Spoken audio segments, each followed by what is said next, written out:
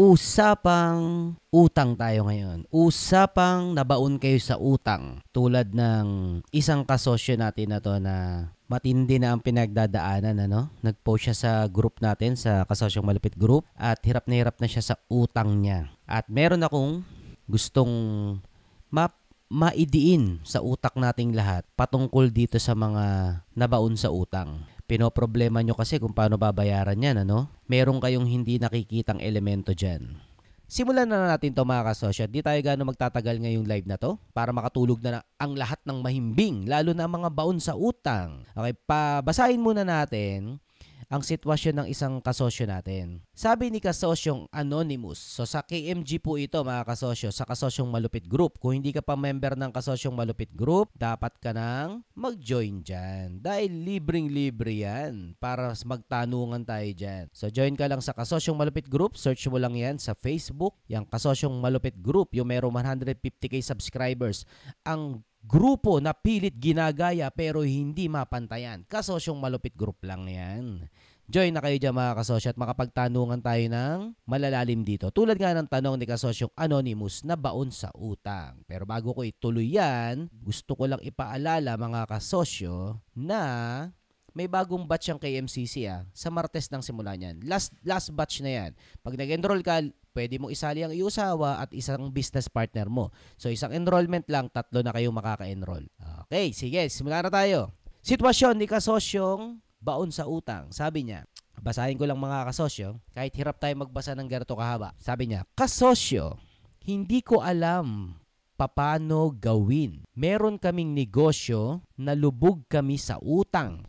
Dahil pinangbayad sa utang, hindi namin namalayan, lumobo ng lumobo ang utang namin. Nasa point na kami, pinabarangay kami, pinaligal na kinakausap namin ng kung pwede paunti-unti bayaran. Meron ng dedemand sa sobrang baon sa utang si kasosyo. Hirap na nahirapan na mag-post. Teka, duling-duling na ako Ano ulit? Paunti-unti bayaran. Meron ng dedemand sa amin, sa dami, hindi namin alam saan pa kukunin. Still operating po ang business. Still, di ko na alam paano nalilista ko lahat ng bayarin pero negative sa incoming na benta. Nawalan na rin minsan ng gana, palagi ko po pinagpe-pray na sana makarecover kami. Pasuggest po kung papaano po i-operate ang negosyo na nag-o-operate. Same time, nagbabayad ng utang. Kaso negative po kasi wala na rin kami stocks. Sila na rin supplier. Wala na rin kami stocks. Wala na rin supplier. Ayan ang sitwasyon ng kasosyo natin. Okay, ito'y post pa nung isang araw. At syempre, bago ako magbigay ng payo sa maselang sitwasyon na to sa mga baon sa utang, syempre nagtanong-tanong na rin ako ng iba pang detalyadong impormasyon dito kay Kasosyong Anonymous na baon sa utang. Okay, bago ko i-discuss yung mga main point ko sa paano mabayaran ng pagkabaon-baon nyo sa utang, gusto ko munang i-pinpoint yung mga importanteng sitwasyon. Post na ito, sabi ni Kasosyo, nagkandalubog-lubog sila dahil nangungutang na sila para pambayad na ng utang. Hindi na nila namalayan, lumobo ng lumobo. Okay. Sa bagay na yon, kinumpirma ko anong dahilan bakit sila una ng utang. Anong dahilan bakit nangutang. At na-replyan at nabasa ko yon dito sa mga comment sa post na ito. Ang dahilan, sino makakahula? Anong dahilan? Sino makakahula? Ang makahula, babayaran ko ang utang nyo ngayong gabi. Ako magbabayad. Anong dahilan? Bakit nagkabaon-baon sa utang ito si kasosyo at lumubog na sa utang? Nangungutang na pambayad ng utang. Sa palagay nyo, businesswoman sila, businessman sila. Anong dahilan? Bakit nagkanda utang-utang? Anong reason? Hulaan nyo, i-comment nyo dyan. Ang makakahula, kung may utang kayo ngayon, babayaran ko ang inyong utang. Pero huwag nyo nasilipin dun sa KMG Yes, Kasosyong Anpadas. Utang, pinangbayad ng utang. So nagkanda patong-patong na, nagkanda lobo-lobo na.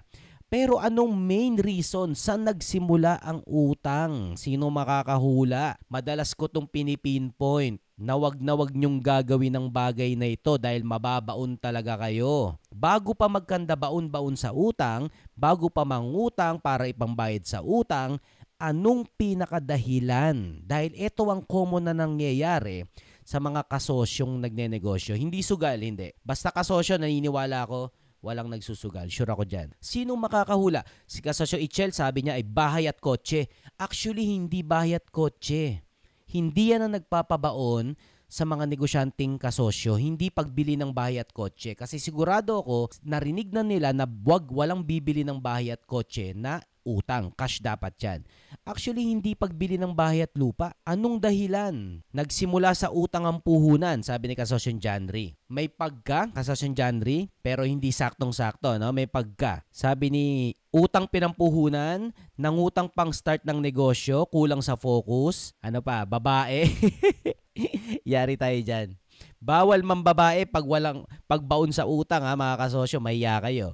Baon na kayo sa utang, nang bababae pa kayo. Mahiya kayo dyan. Naubos ang kapital. Okay, medyo may puntos dun sa naubos ang kapital.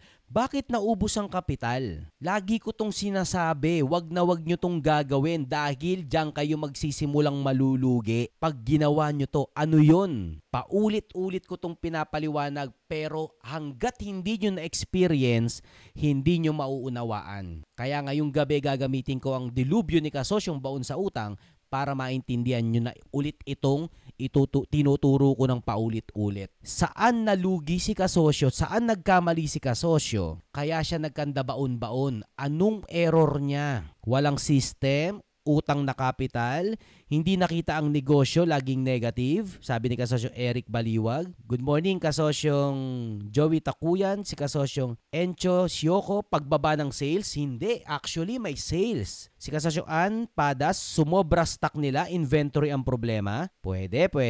Good morning, kasosyong Mick at kay kasosyong Jose.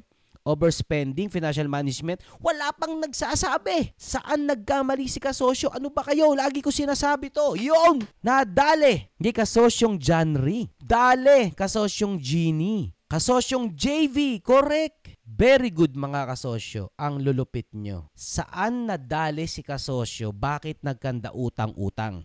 Walang iba dahil sa cash flow. Iba ang problema sa cash flow sa problema sa mahina ang benta. Lagi kong pinapaliwanag, hindi sa mahinang benta nalulugi ang isang negosyo, kung hindi sa maling cash flow. Pag nagkamali kayo sa cash flow, kahit may benta pa kayo, mababaon kayo sa utang. Alam nyo ba kung magkano utang nito ni kasosyo? 4 million, 5 million. Yon ang utang niya currently. At tumataas pa ng tumataas. So, ang una nating topic, bakit nagsimula ang utang? Tanggalin na natin ang sitwasyon na, mali si kasosyo dyan kasi bumili siya ng kotse. Hindi po siya bumili ng kotse. Bumili siya ng bagong mga bahay. Hindi siya bumili ng bahay. Hindi siya bumili ng farm. Mahina ang benta ni kasosyo. Actually, hindi po mahina benta niya. Marami siyang benta. Pero bakit nauwi pa rin siya sa pagkalubog sa utang? Dahil nga, sa maling cash flow. Iba ang problema sa benta sa maling cash flow. Iba ang problema sa luho nyo sa maling cash flow. Cash flow is the name of the game. Yan ang laro ng negosyo. Hindi padamihan ng benta. Hindi patipiran. Hindi yung magtitipid ka, hindi ako bibili ng ganito, hindi ako bibili ng ganito. Hindi rin yun. Ang tunay na laro ng negosyo, yung lagi kong sinasabi sa inyo na sa akin nyo lang narinig. Cash flow. Specifically, anong nangyaring senaryo kay kasosyo? Bakit siya nabaon sa utang sa pagkakamali niya sa cash flow? Alam nyo kung papaano at bakit? Galing na rin sa bibig ng kasosyo natin. Hanapin natin yon. Saan ko ba nabasa yon? Bakit nalugi si kasosyo? Galing sa bibig mismo ng kasosyong nalugi natin na to, ang yung naging reason. Hindi ko to haka-haka mga kasosyo. Doon muna tayo sa naging reason. Bakit nabaon? Maling cash flow. Hanapin ko lang yung mismong salita niya. Dami nagpapayo. Nasa na yun? Para malaman nyo na hindi ako nag-iimbento ng problema sa cash flow. Pag nagkamali kayo dyan, baong kayo sa utang dyan. Gaya ng nangyari kay kasosyo. Ayun, eto, tignan nyo ha. Pasahin nyo maigi. Sabi ko, cash flow is the name of the game. Pag nagkamali kayo sa cash flow, kahit marami kayong benta, malulugi ang negosyo nyo, mababaon pa kayo sa utang. Gaya ng nangyari kay kasosyo. So, anong reason? Basahin nyo. Sabi ni kasosyo, author, siya nag-post ha. Sabi niya, itong dahilan. Pag di po kasi, ulitin ko ha, pag di po kasi nagbabayad yung mga customer, napipilitan kaming maghanap ng mautangan para makabayad until pumasok sa malalaking ewan ko yung int na yan, malalaking interest siguro until di na namalayan ang laki na. Yun ang maling cash flow. Kinash flow kayo ng kliyente nyo. Nagpautang kayo ng nagpautang.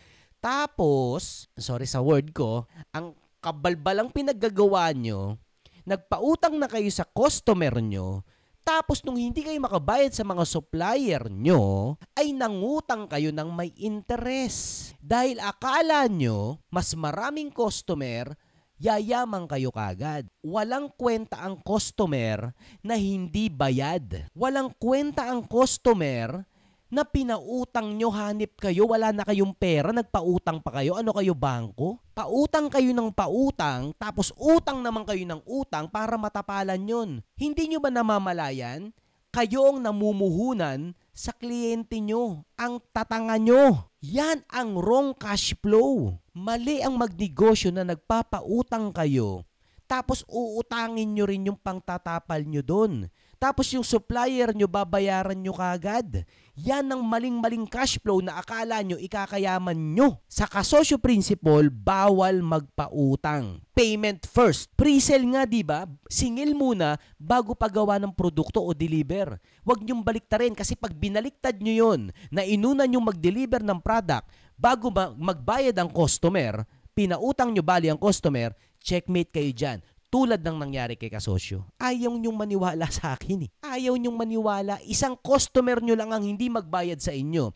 Yung tinubo nyo ng isang buong taon, tangay-tangay nun, mga tanga. Ibaon nyo sa utak nyo yan. Huwag kayong mabulag na, oy, dami nating customer. Kaso terms daw eh, 30 days bago bayaran. Sige na, pautangin na natin yan. Ang laki namang project yan eh. Mga tanga. Diyan kayo magsisimulang mabaon. Double kill to si kasosyong nabaon. Una, nagpapautang siya sa customer niya.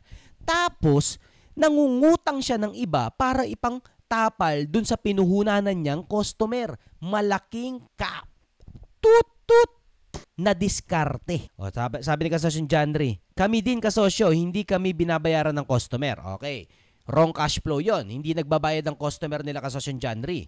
Pero, sabi ni kasosyong Janry, pero wala kaming utang. Good ang sitwasyon nyo. Kalahating good kasosyong Janry. Terms kayo sa customer nyo, very good.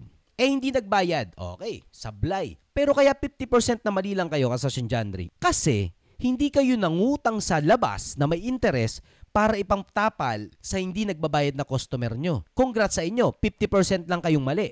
Ito si kasosyo, doble katangahan ang ginawa sa buhay. Nagpautang na sa customer, tapos nung hindi nagsisibayad ang customer, nangutang sa iba na may interest na ipangtatapal doon. Yun ang sinasabi kong dobling katangahan sa cash flow. Ang kasosyo principle, pre-sell, singil muna bago deliver ng product o gawa. Pre-sell, singil muna. At postpaid. Sa supplier, deliver muna ng supply bago nyo bayaran after 30 days. Kayo ang mangutang sa supplier nyo, hindi baliktad. Putang ina, yung customer nyo pinapautang nyo, tapos yung supplier nyo, hindi kayo makautang. Katatangan nyo nun sa cash flow. Yung kabaliktaran ng tama, yun ang pinaggagawa nyong lahat, kaya kayo nagkanda baon-baon sa utang. Ako lang ang nagpapaliwanag nito na cash flow ang laban, hindi paramihan ng benta. Kaya kayo nagkanda baon-baon. Binaliktad nyo lahat ng dapat. Customer nyo, pinapautang nyo. Yung supplier nyo, advance kayo magbayad. Ang bobobo nyo magnegosyo nun. Kasosyo principle about cash flow, ito lang ang tatandaan nyo. Number 1, pre-sell. Singil muna. Pag ang negosyo nyo, hindi kayo makasingil muna bago nyo gawin ang produkto o i-deliver, mali ang negosyo nyo. Nasa maling negosyo kayo. Habang lumalaki kayo, lalo kayong malulubog. Tulad ni kasosyo. Gawin nyo lahat para ang negosyo nyo mapunta sa sinisingil nyo muna ang customer bago nyo gawin ang product o i-deliver. Gawin nyo lahat dahil pag hindi nyo nabaliktad yung pinagagawa nyong mali sa cash flow nyo, the more na lumalaki kayo, the more kayong mababaon. Tulad na nangyari dito kay kasosyong baon sa utang ngayon. At number 2, postpaid sa supplier. Ibig sabihin, ang supplier nyo, binabagsak na ang materyales sa inyo, ang mga supply, ang mga ingredients, ang kung anumang mga raw materials nyo, binagsak na sa office nyo, ginamit nyo na, pinagkakitaan nyo na, nabenta nyo na. Pero babayaran nyo after 30 days pa, after 60 days pa. Kung hindi nyo naintindihan yan, 5 taong ko nang pinapaliwanag yan, tumigil ka ng magnegosyo kung hanggang ngayon nalilito ka pa rin dyan. Tumigil ka ng magnegosyo. Basic cash flow lang yan. Pre-sell, postpaid. Pinagagagawa nyo baliktad. O, alam na natin ang reason bakit nabaon sa utang si kasosyong ito. Okay? Wrong cash flow. O, ayos na tayo doon. Nag-ambag pa si kasosyong Jam. Anonymous member, ito hirap eh. Ito mahirap eh. Na-cash flow ka ni customer. Tapos mag-aabono ka para mahabol ang bayarin. Worst case utang yung pinang-aabono mo. Galing din ho ako sa ganito. Buti na lang na-stop ko agad. Yun ang sinasabi ko. Nailigtas natin ang buhay ni kasosyong Jam. Galing din siya dyan. Alam niya ang hirap ng bagay na yan at mali talaga yan. Tinatag nyo si Tipos Milty. Na-miss nyo si Kimberly Ang dami ng pinayaman niya ni Kimberly. Okay, alam na natin yung reason. So much for that. Okay, wrong cash flow Huwag kakalimutan. Wala nang dapat sisihin. Nabaon siya sa utang kasi ganyan, nagsugal. Nabaon sa utang ng babae. Okay, kung ano man yon, hindi yon. Ang reason, wrong cash flow. Okay, next puntos. Nagkanda patong-patong na yung utang nila. So yung utang nila, para mabayaran, nangutang pa sila ulit. Ngayon, nagkakanda barangaya na sila. Pinaligal na rin na nakiusap na pwede bang paunti-unti bayaran. Meron ng demand letter. Pero kahit anong gawin nila, hindi na nila makuha sa operation yung pwede nilang ibayad. Ibig sabihin, kahit anong gawin nila, hindi na sila makabayad. Dahil sobra-sobra na yung laki ng utang. Pero tumatakbo pa rin daw yung negosyo. Sana daw makarecover pa sila. Paanong gagawin nila? Okay, eto na. Dito na tayo. Bago tayo sa solusyon, mga kasosyo, bago ko sabihin yung solusyon, may ipapaliwanag muna ako sa inyo napaka-importante na kahit sinong Poncio Pilatong nagtuturo sa negosyo, hindi pa to na ituturo. Ako pa lang. Ganyan ako kayabang dahil alam ko talaga ako lang ang nakakaalam nito. Ang mga susunod kong ipapaliwanag. Lalo na pagdating dito sa utang. Kaya makinig kayo. Para kung hindi man kayo mabaon sa utang, congratulations. Pero may kilala kayo na baon, ipaliwanag nyo maigi to. Sa usaping utang, paano babayaran? Bago planuhin kung paano bayaran, pag-usapan muna natin ang mga hindi nyo naiintindihan pagdating sa usapang utang. Makinig kayo maigi.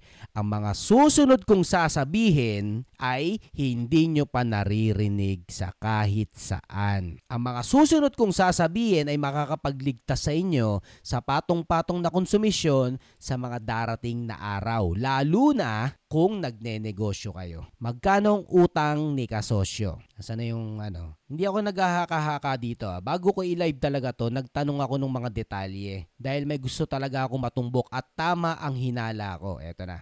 Okay. Nag-follow up question ako dito kay kasosyo. Ang tanong ko, mga tulog na yata kayo Tinulugan nyo na yata ako Sus, wala na palang nanonood sa akin. Hindi ko na nga ituloy. Wala na O bukas na lang pala to. Napuputol na pala yung live Wala na pala kayo Sige na, good night na. Tinulugan nyo. Total, boring yung topic tungkol sa utang. Boring Wala na, 3 na lang nanonood Gising pa daw, sabi ka sa iba. Sige na. Heart nyo naman to. Pambihira naman mga kasosyo. Heart nyo naman to. Share nyo na din. Gising pa daw. Yo, thank you kasosyo. Nandiyan pa rin kayo. Okay, mga sumunod na puntos. Sabi ko kay kasosyo, how much po total utang nyo lahat-lahat? Okay, magkano lahat-lahat? Saka how much po ang minimum na need nyo mabayaran para kumalma kayo sa mga pinagkakautangan nyo? Kung may malaki kayong utang, yon ang aalamin nyo. Mga kasosyo, tandaan nyo to baon kayo sa utang. Ito ang aalamin nyo. Magkano ang lahat-lahat nyong utang? Number 1 yon. At number 2, Magkano ang pinaka-minimum nyong pwedeng ibayad para pumayapa ang mundo nyo? Ano ibig sabihin nun? Case in point, baon na baon ka na. Pues, computein mo na. Hirap na hirap ka na. Ang malaking tsansa kasi sa ating mga baon sa utang, no? Ayaw nyong tignan magkano na bang utang nyo. Ayaw nyong malaman magkano bang total nyong utang. Natatakot kayong alamin, di ba? Pues mali yun. Kaya lalo kayo nagkanda baon-baon dahil... Rinig nyo ba ako mga kasosyo? Chat lang kayo kung di nyo marinig na medyo nasisira na yung mic ko Rinig nyo ba ako mga kasosyo? Rinig. Number 1, isulat nyo, alamin nyo magkano total yung utang. May stress kayo doon kasi nalaman nyo na Uy, 3 million utang ko. Anak ng tinapa, paano ko mababayaran to? 5 million utang ko, paano ko mababayaran to? Okay, hindi nyo kailangan bayaran lahat yan. Sumunod yung kailangan malaman, magkanong minimum na kailangan yung ibayad para pumayapa ang buhay nyo.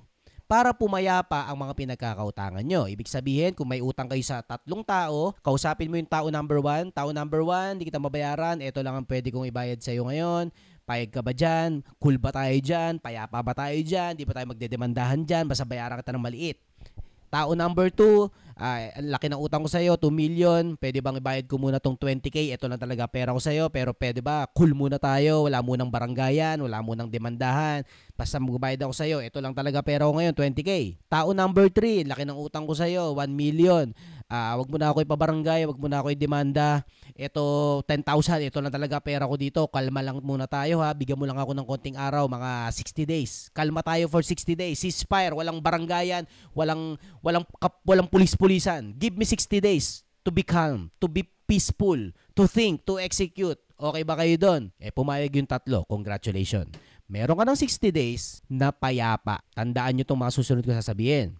Hindi ka makakabayad sa utang mo kung araw-araw nag-aabang ka ng dadampot sa'yo. Hindi ka makakabayad sa utang mo kung araw-araw natatakot ka na baka biglang may demandang letter na dumating sa'yo. Kailangan mo ng payapang utak para makapag-isip ng tama kung paano mo mababayaran yan. Huwag ka mag-alala. Mababayaran nyo yan. Shoutout kay kasasyong Nonong Escobar. Sasabihin ko mamaya kung paano. Sabi, paano po pag nasa online app ang utang? May mga minimum payment din yan. Kausapin nyo din.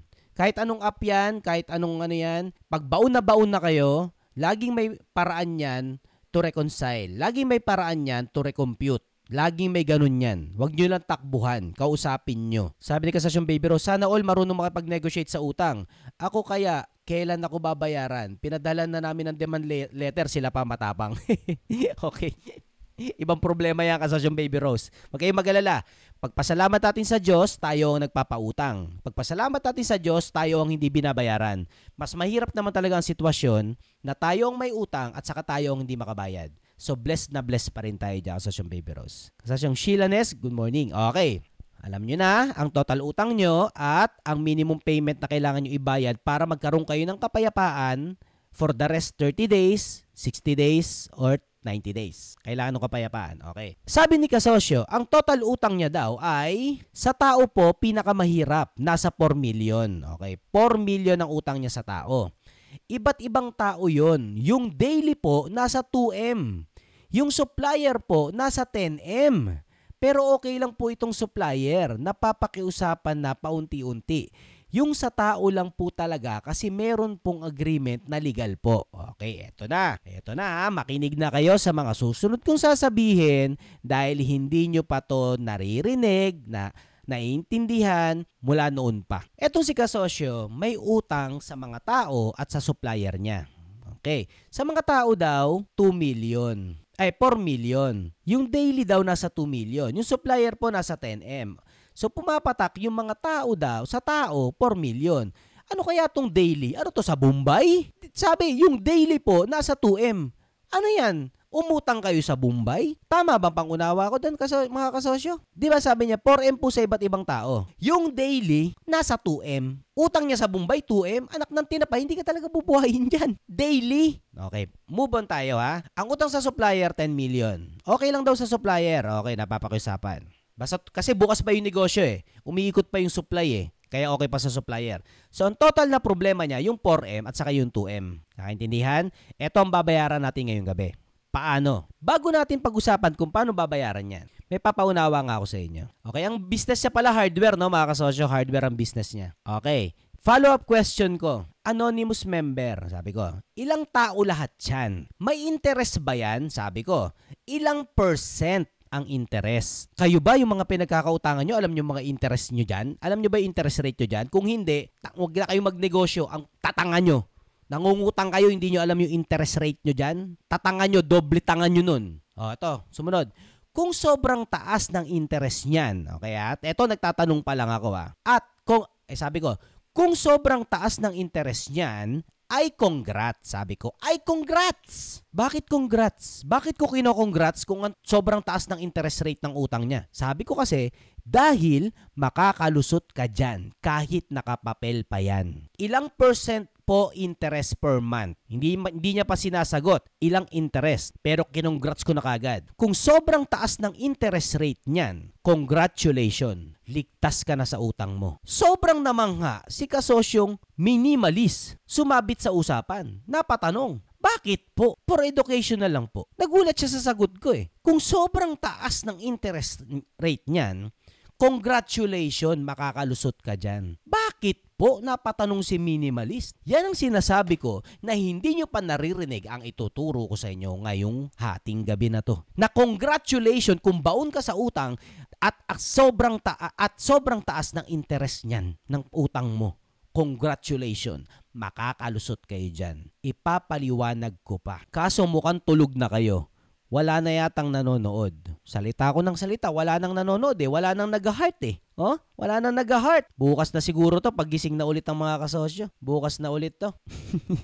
Bakit daw? Okay, sinagot ko. Mamaya na pala yung sagot. Sabi ni kasosyong Anonymous, nasa 7 na tao po ang taong yung bleh. Sobrang hirap ng sitwasyon ni kasosyo, hirap na mag-comment. Basta 7 na tao po ang sa tao yung lending 6. Okay. May tao, private na tao, may nagle-lending 6. So, pinagkakautangan niya, ilan lahat? Hindi ko ma-plus. 7 plus 6, 13. Ganong karami ang pinagkakautangan ni kasosyo. 30 na tao ang humahabol sa kanya.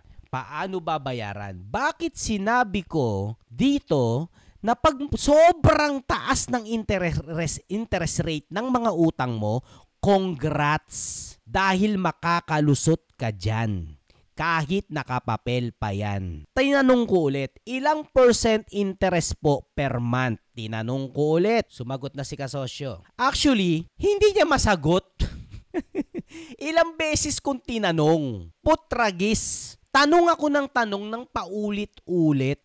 Isang tanong. Ilang interest rate, ilang percent po ang interest nyo per month? Tinanong ko. Ang sinagot, eto lang. Nasa 7 na tao po at yung lending 6. Isang tanungan ko lang yan eh. Sabi ko, ilang tao lahat ng pinagkakautangan nyo? May interest ba yan? Ang nasagot niya lang kung ilang tao. Hindi niya sinagot ilang percent. Malaki tsansa, sobrang tanga nito ni kasosyo. Hindi niya alam ang interest rate ng utang niya. Nakukuha nyo mga kasosyo? Hindi niya alam ang interest rate ng utang niya. Hindi niya masagot eh. Pues, medyo alam ko na ang sitwasyon ni kasosyo. Tinanong ko ulit. Anonymous member, chat nyo po dito. Ilang percent per month ang bawat isa dyan? Nakukuha nyo ba yung pinupunto ko? Ilang beses kong inulit-ulit, ilang percent ang interest? Kailangan kong malaman. Sabi ko, isa-isahin niya. Ilang percent kada isang tao? Binigyan lang ako ng estimate. Putang ina, paano natin babayaran yan? Binibigyan nyo ako ng estimate? Binigyan ako, meron pong 10%, ang iba 8%. Ano putang ina ang gagawin ko sa 10% na yan at 8%? Ilang percent per month ang tanong ko? Sasagutin nyo ako ng 10%, yung iba 8%. Na alam ko naman na kayong mga kasosyo na nangungutang, hindi nyo alam ang pinagkaiba ng 10% per month sa 10% per annum. Mga tanga kayo. Nagkanda baon-baon kayo sa utang kasi hindi nyo alam ang pinagkaiba ng per month sa per annum. Malaki po ang pinagkaiba nun, mga tanga. Iba pag sinabing 12% per annum sa pag sinabing 10% per month. Nagsisibulag kayo na, maliit lang yung interest. Binigyan lang ako ng 10%. Maliit lang interest nito. Utangin na natin to, 10% lang ang interest. Oh. Sa bangko nga, 12% eh. Mga tanga-tanga. Iba ang 12% ng bangko per annum at iba sa 10% per month. Ang pinagkaiba niyan ay impyerno at langit. Ganong kalaki pinagkaiba nun. Sinagot ako ng 10%. Yung iba 8%. Alam ko naman na pag-usapang ganyan, tatanga-tanga, 10% ano? At 8% ano? Tinanong ko ulit dahil nakukutubang ko na. Anonymous member. Monthly po ba yan? Kita niyong gigil ko? 3 exclamation, di pa alam tawag dito? 3 question mark na yan. Kapag di nyo pa sinagot na maayos yan. Kalmado pa ako niyan ha. Pero 3 question mark na yan. Sumagot ka lang, hayop kang anonymous member ka. Monthly po ba yan? 3 question mark. Kasi malaki ang pinagkaiba ng 10% per annum versus 10% per month. Hindi po konting diferensya yon. Ganyang kayo katatanga kung hindi nyo alam ang usapang 10% per month versus 12% per annum. O yan na, tinanong ko na ulit. Monthly po ba yan? Basic ang sagot. Basic ang sagot.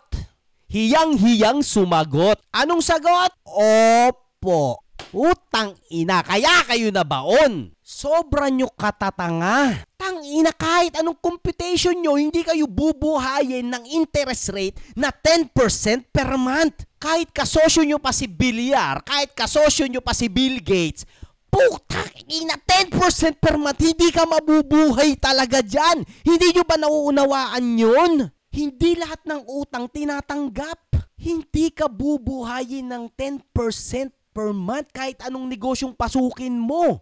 The moment na tinanggap mo yan, God bless. Welcome to hell. Simula na ng kalbaryo ng buhay nyo. Sinong may utang ngayon na 10% per month ang interest rate nyo? Inuulit ko, huwag kayong magtanga-tangahan. Alamin nyo, 10% per month ba yan? O 10% per annum? Kung hindi nyo alam at titignan nyo pa sa usapan nyo, ang tatanga nyo. Akala nyo iisa lang yun. Diyan sila nang bibiktima ng mga tanga-tangang gipit na gipit. Kasi kinukumpara nyo sa utak nyo, sa bangko 12% ang utang. Ang taas, 12% ang taas sa bangko. Per annum po yun. Ang 12% per annum, pumapatak po yun, ilan lang sa isang buwan yun? 1% per month. Mataas pa nga yun eh. May makukuha kang 0.5%. 0.4. Naintindihan nyo ba? Gano'n kayo kabobobo? Kumuha kayo ng utang? Hindi nyo alam kung per month ba yun o per annum? Dahil yung diferensya ng dalawa na yun, diferensya, langit at lupa. Ang mga bangko, 1.5% sinasabi. 2% ang tataas na yan. May makukuha kayo 0.4, 0.5. Per month po ang sinasabi nun, per month po ang usapan dun. Kaso sa utak nyo, pag sinabi, utang ka sa akin, 10%.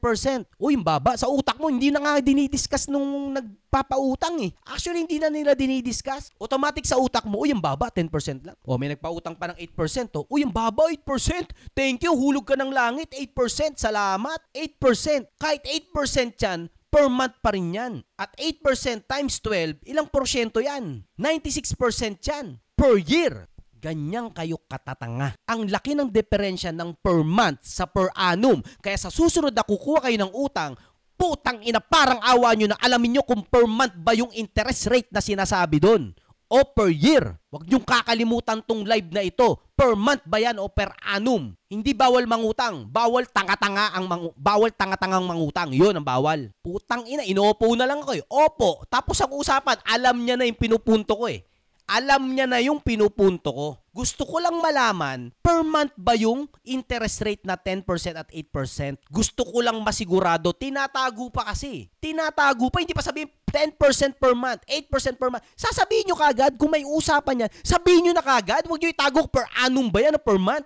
Para tayo naguhulaan yan eh. Kapatid yan ng sales revenue at saka ng net profit eh. Ng salitang benta at kita eh. Pinagbabaliktad-baliktad nyo, kaya kayo nagkakandalugi-lugi. O bakit ko nasabi na kapag sobrang lagpas sa batas ay illegal po ang pagpapautang na yon? Pagmumurahin ko na kayong mga nabaon sa utang. Sabihin ko ng mga tatanga nyo, ang bobobo nyo. Gusto nyo palapakan ko kayo, tapos maulit pa ulit yan, mabaon ulit yan, mabaon kayo ulit, yun ang gusto nyo? Tangina nyo, bahala kayo sa buhay nyo. Ako lang ang nagsasalba sa inyo na baon-baon na kayo at nag-iiwas sa inyo na mabaon kayo. Kung di kayo didikdikin, hindi nyo maintindihan to. Ako lang ang nagpapaliwanag nito. Wala nang kahit sino pa. Dahil yan ang negosyo nila. Mabaong kayo sa utang. Dahil sa Biblia, kasalanan na magpautang ng labis-labis ang interes. At ang mga nagpapautang ng mga labis-labis ang interes, sinusunog na sa impyerno yan.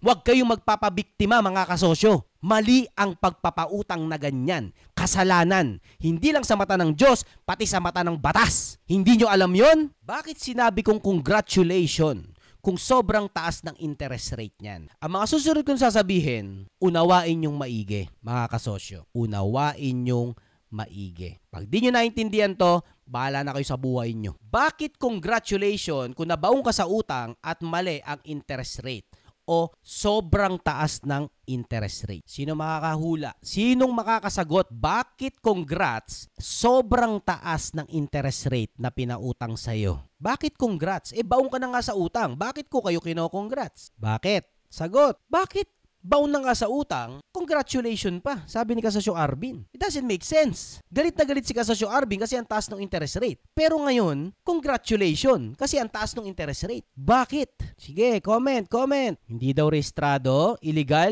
pwedeng hindi bayaran, abusong nagpapautang, bawal sa batas ang malaking interest, may minimum na ipasa ata sa DTI, wala naman sa papel, yari sa SEC yung nagpautang, depende kung may kasunduan o permado. Okay, may papaintindi ako sa inyo, mga kasosyo. Hindi nyo maigi ito mga susunod kong sasabihin. Counterintuitive to ipapaliwanag ko, mga kasosyo. Sobrang counterintuitive niya. Hindi to usapin kung may permit, may papel, legal, illegal yung nagpautang sa inyo. Okay, hindi to sa legal yung nagpautang. May papel ba yan? May pinagkasunduan pa yan? Hindi yun ang usapan. Mga kasosyo, labag po sa batas ang mag-interest ng sobrang taas. Hindi nyo alam yon? May tinatawag usury law. Kayo ba'y nakapasok na ng bangko? Negosyo kayo. Kayo ba'y nakapasok na ba kayo ng bangko? Pagpasok mo ng bangko, merong picture frame doon na malaki. May nakasulat doon. Usury Law of the Philippines. Alam nyo ba yon? Putik, hindi nyo alam yon? Hindi nyo napapansin sa bangko yon? Yun ang pinakamahalagang batas sa ating mga nagnenegosyo, sa mga nangungutang at nagpapautang. Punta kayo sa bangko bukas, pagising nyo, ay Sabado. May mga bukas naman na bangko. Meron sa bangkong picture na doon nakasulat ang batas na usury law. Alam ko may picture ako nun. Sino medyo familiar doon? Try ko nga i-search sa picture ko. Sabi yun, ninoloko ko kayo eh. Nung ko pa gusto i-discuss to, kailangan ko nagkaroon ng ng magandang example eh. Dapat maintindihan na natin to. Matatandang negosyante na tayo. Sana makita ko yung picture. Sayang di ko makita. Okay, pagpasok nyo ng bangko, may nakasabit na picture frame doon. Nakalagay doon yung batas sa pagpapautang. Basahin nyo yun. Pumasok kayo sa bangko. Ang nakasulat doon, may tatlong bagay yun eh. May tatlong nakasulat doon. Isha-shortcut ko na lang. Sana makita ko. Wait lang, susubukan ko lang hanapin. Napaka-importante ng picture na yun. Last year ko pa to gustong i-discuss eh. May picture talaga ako noon dahil darating tong araw na to. Sa usaping pagpapautang o pagtanggap ng utang, may tatlong bagay na dapat malaman. Pag hindi nyo nalaman yon ng malinaw, it is as if void yung pagpapautang. Alam nyo ba yon? Hindi nyo alam yon, no? Kasi mga bagito pa kayong negosyante. Utang kayo ng utang, hindi nyo alam yung tatlong bagay na yon. Nasa batas to. Okay, shortcut ko na lang. For summary. Okay, basta pasok kayo sa bangko, baka sabihin nyo, inaawsyaw ko kayo eh. Pasok kayo sa bangko, may picture frame doon, nakasulat doon, parang law of loan. Parang ganon. Basta naka-picture frame yun na malaki sa bangko. Ang nakasulat doon, tatlong bagay. Parang number 1, valid lang ang pagpapautang kung alam mo mismo. Makinig makinig. Feeling ko pag ako naging attorney, magiging malupit akong attorney. Kaya pag nagka-oras ako, mag-aaral talaga ako niyang pag-attorney. Okay, may tatlong nakasulat doon. Void ang pagpapautang o unconstitutional or unlawful, no, ang pagpapautang kung hindi mo alam to tatlong bagay na to. Number 1, ang total amount na inutang mo at magkano parang hulog mo doon. Okay. Number 2, kailangan alam mo kung kailan ka mga dapat magbayad. Parang ganon. And number 3, you should clearly know how much is the interest rate without decisiveness o without delusion o hindi ka naloko. Alam mo dapat magkanong it should have a clear interest rate that you approve to or known. That is constitutional. Yung tatlong bagay na yon. Dahil pag hindi mo alam ang tatlong bagay na yon, it is as if void yung utang. May labang kang hindi bayaran yan. Gulat kayo? Kayo ang babata nyo pang mga negosyante. Uulitin ko. Sa transaksyon ng utang, kahit kanino kayo mangutang, alam nyo dapat ang tatlong bagay na to. Magkanong total amount na inutang mo at magkanong hulog niyan. Number 2, tuwing kailan ka magbabayad, very clear dapat yon. At number 3, alam mo dapat ang interest rate ng kinuha mong utang. Dahil kung hindi mo alam yung interest rate, mali ang transaksyon nyo. Illegal, pwedeng ma-void. Ligtas ka kung nabiktima ka. Bakit may ganung batas? Kasi yan ang ginagamit ng mga hayop. Yan ang mga ginagamit ng mga demonyo. Yan ang ginagamit ng nagpapautang na nagbabalat kayo na tumutulong pero ang totoo, ginagamit niya ang kahinaan mo, ang kasablayan ng sitwasyon mo para lalo kang mabaon o masamsam ang mga ari-arian mo. May ganun pala. Kapag nangutang ka at alam mo lang ang magkanong babayaran mo, case in point. Pero hindi clear kung magkanong interest rate niyan, especially yung penalty mo tuwing hindi ka makakabayad. Kung hindi mo alam yon, may labang ka. Bakit? Isipin mo ganito. Baliktarin natin yung sitwasyon. Ako yung hayop na nagpapautang. Pinautang kita. Pinautang kita ng 100,000.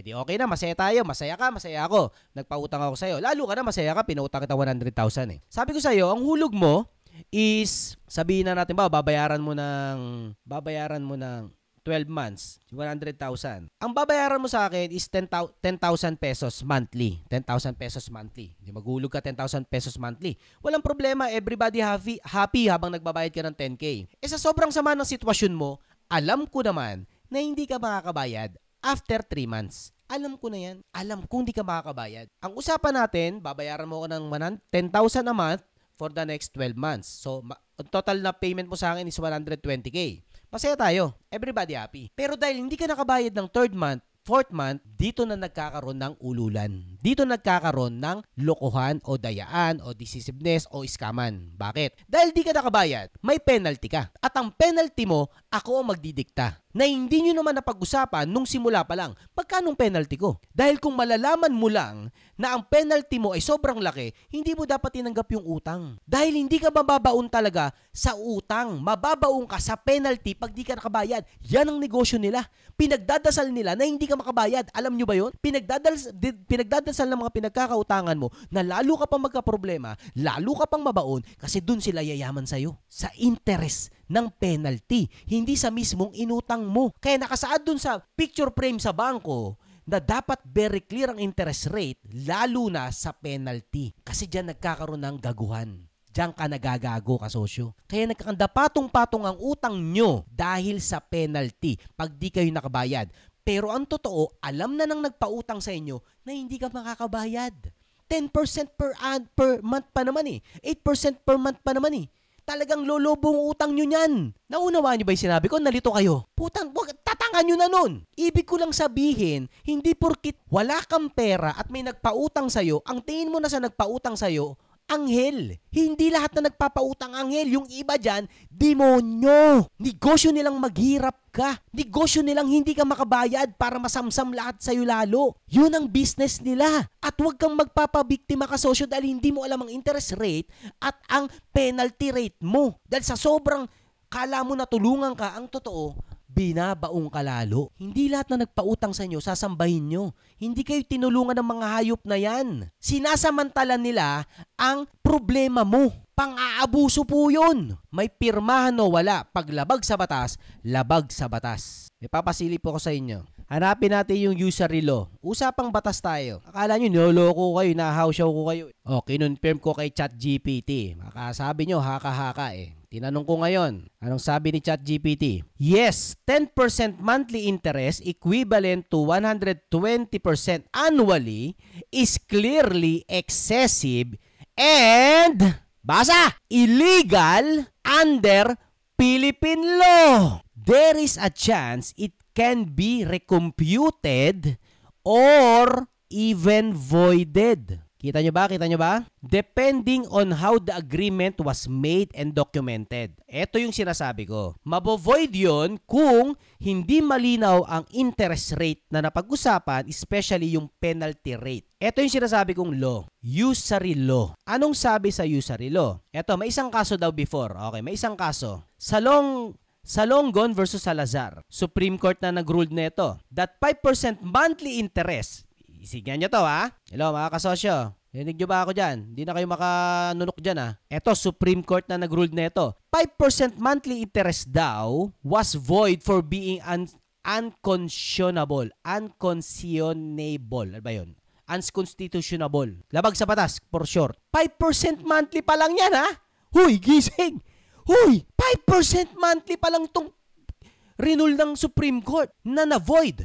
Si kasosyo, 10%, 8%, ano? Wala pa rin kayong bilib sa akin?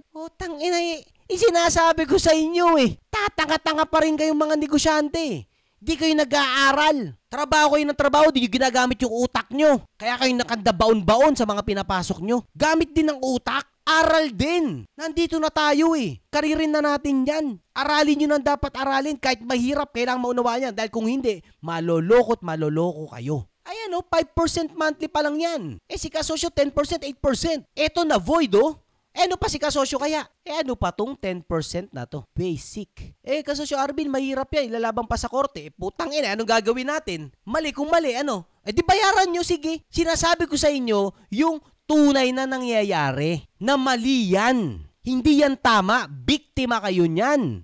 Ginamit ang problema nyo para mabaong kayo dyan. Yun ang pinapaunawa ko. Hindi kayo dapat mangamba. Mali ang pagpapautang sa inyo ng ganyang kalaki. Labag sa batas po yan. Ngayon, alam nyo na sobrang mamangmang nyo pa dyan. Tangan nyo na sa cash flow, ang tangan nyo pa sa finances. Sa kayo pupulutin talaga yan. Hindi nyo talaga mababayaran yan. Every buwan na tumatakbo, pabaon kayo ng pabaon dyan. Sa laki ng putang inang interest na yan. Hindi kayo bubuhayin yan. Ang dulo na lang yan, itama nyo na yan.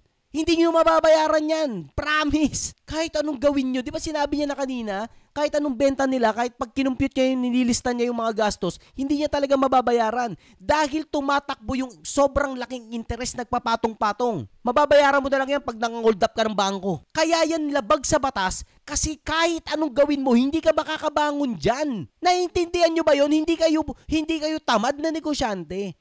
Hindi kayo minalas na negosyante sa negosyo nyo. Kumuha kayo ng pera na talagang magbabaon sa inyo sa hukay. Yun ang pinupunto ko.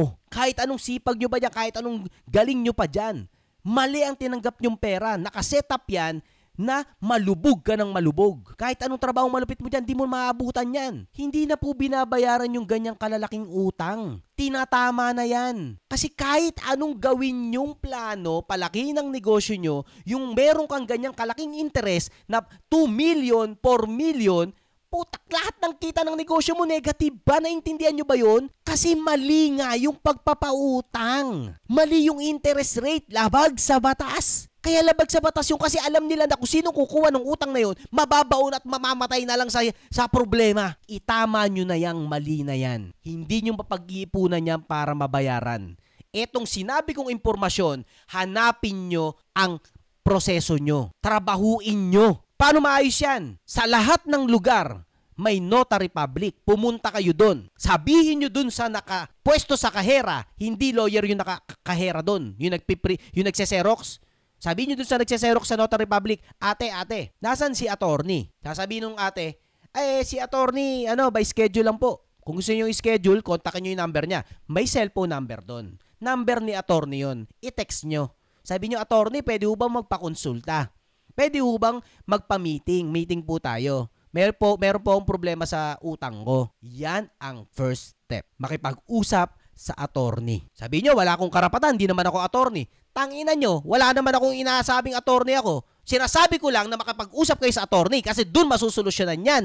Huwag nyo hintayin maging attorney ako. Pagsisingilin ko yung pagkamahal-mahal sa katangan nyo. O paano babayaran niya pag nalugmo ka sa ganyang kalaking interest, di ka makabangon? Pumunta ka sa pinakamalapit na notary public, hanapin mo si attorney. Pag wala si attorney doon, magpa-schedule ka. Kung wala kang pambayad, magpakasal ka sa bagong asawa mo. Kunin mong kumpare o ninong si attorney para may attorney ka na lagi makokontak.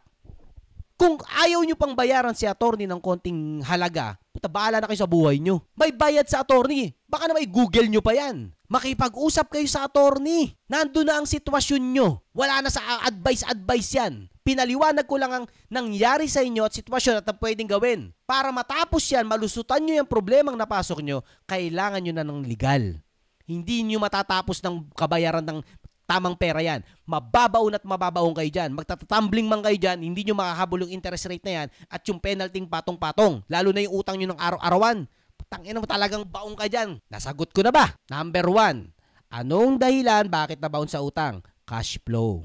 Number 2. Magkanong utang at bakit nabaon sa utang? Napaliwanag ko na rin. Magkanong utang? 4 million, 2 million, 10 million sa supplier. Sobrang laki. At bakit nabaon sa utang? Anong nangyari? Mali ang interest rate. Paano mababayaran? Nasagot ko na rin ba? Ang kadalasang tulong, hindi pera, kundi panggising ng kamalayan. Tulad ng nangyari sa inyo ngayong umaga. Hayaan mong tangahin na kita ngayong umaga na to, kasosyo. Huwag ka lang mapunta sa putragis na sitwasyon na yan dahil pagsisisihan mo. Hindi lahat na nagpapautang hulog ng langit. Karamihan dyan, sugod ng kadiliman. Nasa Biblia yan. Kaya huling mensahe, para naman ito sa mga nagpapautang. Kala nyo makakalusot kayo sa akin? Para sa mga ang negosyo ay nagpapautang, lagyan nyo naman ng pagmamahal. Alam ko kung kasosyo kayo, hindi kayo ganyan magpautang. Alam ko yon dahil mabuti kayong negosyante. Kaya huli kong mensahe ay patungo, dedicated para sa mga ang negosyo ay nagpapautang. Ayusin nyo na yan. Baka kayo ang makulong dyan sa laki ng interest ng pagpapautang nyo. Pag nakatapat kayo ng marunong tulad ng mga nakakinig sa gabi na to, ikaw na nagpapautang na sobrang taas ng interest rate mo, ikaw ang kalaboso. Hindi kita tinatakot. Mali ang magpautang ng ganyang kalaki. Huwag nyong itago na tumutulong kayo sa iba. Huwag na tayong maglokohan. Kung nagpapautang ka na labag sa batas ang interest rate, tapos hindi mo alam, putik, nasa negosyo ka, hindi mo alam yung negosyo mo, na kung ano lang ang tanggap ng batas, kung ilang rate lang, at ikaw na nagpapautang ang number 1 na nakakalam ano ang 8% per month sa 8% per annum. Lahat na nagpapautang na labag sa batas ang interest rate, kaya nga labag sa batas eh. Masama yun. Tatanungin po nyo pa ba yun? Pero ikaw na tumanggap ng pera na sobrang taas ng interest rate, na labag sa batas ang interest rate, hindi ka masama. Yun nga lang, tanga ka. Hindi ka masama. Tanga mo lang. O sige na, matulog na kayo at pipila pa kayo sa notary public bukas. Huwag niyong kakalimutan na kahit gaano kayo katanga, kahit gaano kayo kalaki problema niyo ngayon, mahal na mahal ko kayo mga kasosyo. At nalulungkot ako na nandiyan kayong sa ganyang sitwasyon dahil alam ko ang sitwasyon niyo na yan. Kumapit lang kayo, gawin niyo ang dapat, huwag kayong susuko, huwag kayong bibigay. Mabuti ang Diyos. Doon kayo kumapit. Kumapit kayo sa kabutihan. May Diyos tayo sa buhay natin, makakalagpas ang bawat isa dyan. O sige na, umagay na tayo. Tayo manalangin na para makapagpahinga ng bawat isa. Name the Father, of the Son, the Holy Spirit. Amen. Palakpakan naman mga kasosyo. Alam ko, may mga bagong plano na kayo. Mahal na mahal ko kayo mga kasosyo, huwag niyong kakalimutan yan. O sige, trabaho malupit tayo at good night! See you sa mga susunod nating live kapag meron ng susunod na masasabon. O sige na mga kasosyo, good night kay kasosyong nabaon sa utang. Alam ko makakalusot ka na dyan. Goodbye mga kasosyo. Paalam na muna at umaga na nga tayo. I love you. Let's change the world. Bye-bye!